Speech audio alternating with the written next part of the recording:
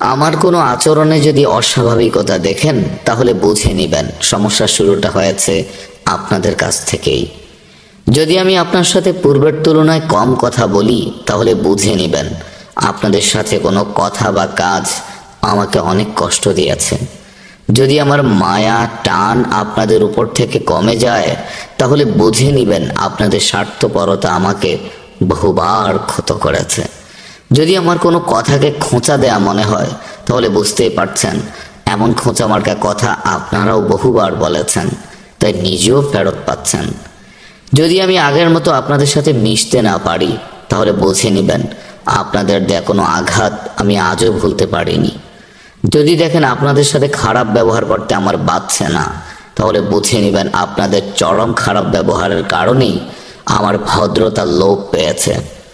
দুনিয়ার সব সম্পর্কের কিছু সীমাবদ্ধতা আছে, তা অতিক্রম হলেই মানুষের মধ্যে অস্বাভাবিক পরিবর্তন দেখা যায়।